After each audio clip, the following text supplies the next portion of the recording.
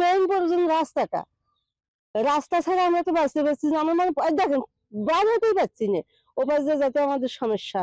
তারা যায় তখন বিপদ বাধা দেয়। আমি একটা বাড়ি করতে পারি না, একটু ইট বালি আনতে পারতেছি না। পাতার মধ্যে আনলাম হয় সিঁড়িও বন্ধ। বাড়ির কাজও তো ধরতে পারতেছি না। এই মানে রাস্তা রাস্তা করে প্রয়োজন আমাদের রাস্তাটার দরকার। এই মুহূর্তে একটা গর্ভবতী মেয়েও থাকে আমাদের বাড়ির, সে আমরা নিয়ে যেতে পারি না। ভোটের সেন্টার পাশেই, স্কুল পাশেই, এই যে ছোট ছোট বাচ্চারা স্কুলে যেতে পারে না, কাজ ছাড়ে মা বাবার সঙ্গে করে নিয়ে যেতে হয়। এই রাস্তাটা ছিল, আমরা ছোট যখন তখন দেখছি আমার দাদারা এভাবে রাস্তা ছিল। পাশাপাশি পুকুর খোঁড়ার কারণে মাছ বিলীন হয়ে যায়, তখন এই বাড়ি খুলিয়ে যাওয়া আসা হয়। জনসংখ্যা যখন বাড়ছে, ঘর দরজার দরকার, বর্ষা মানে চলাফেরার খুব সমস্যা, অনেক সময় ঘিরে দেয়। এখন আমাদের এই রাস্তাটার প্রয়োজন। রাস্তাটা আগে ছিল, এখন ভেঙে গেছে বাবা। ম্যাপের রাস্তা, রোগ মানুষ অসুখ বিসুখ হলে সেখানে গাইবান্ধা নিয়ে যান, খুব মেডিকেল নিয়ে যান, খুব বিপদ চাপে। সময়তে দেখা যায় রুগী জাতি মারা যায় নিয়ে যেতে।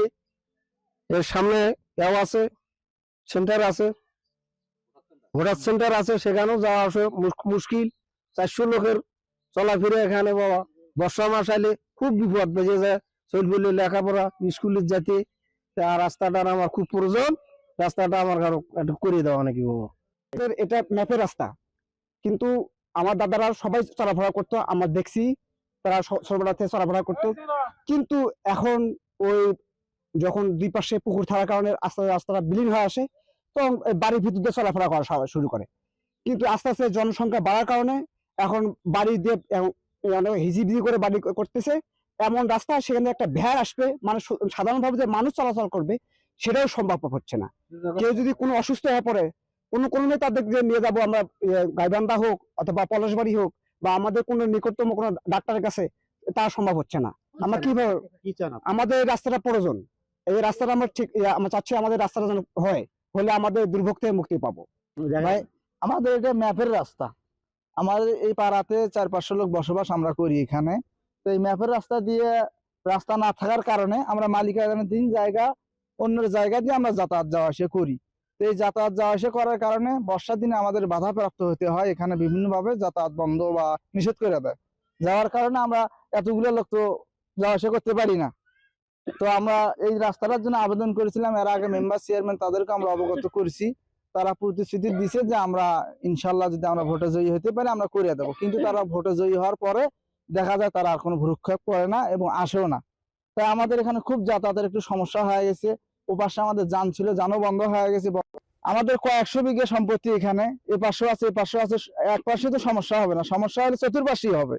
তো এই কারণে কয়েকশো বিঘা সম্পত্তি আমাদের এই এলাকার লোকজনের এখানে সমস্যা হয়। তাই আমরা একটু আবেদন করি যাতে পার্শ্ববর্তী এলাকার লোকজন এবং আইনের লোক এবং মেম্বার চেয়ারম্যান সবাইকে আমরা অবগত করেছি, যাতে তারা আমাদের এই রাস্তাটা একটু সুন্দরভাবে যাতে আমরা যাতায়াত করতে পারি। আমাদের বাচ্চা কাচ্চা, আমাদের যে ভাই বোন পড়াশোনা করতে সুবিধায়, চিকিৎসা ভাতা নিতে আমাদের সুবিধা। এই জন্য আমি সবার কাছে আবেদন করেছি যাতে আমাদের এই আবেদনটা যেন পূরণ করে দেয় এবং আমাদের রাস্তাটা করে দেয়।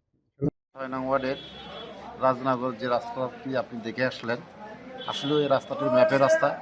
ওই রাস্তাটার পাশে পুকুর থাকার কারণে ধসে পড়ে গেছে। ওই রাস্তাটা দিয়ে ব্যাপক লোকজন চলাফেরা করে। হ্যাঁ, আনুমানিক 500-700 লোকজন যাতায়াত করে। ওই রাস্তাটা বিশেষ প্রয়োজন। ওই এলাকার লোকজন বর্ষাকালে যাতায়াত করতে পারে না।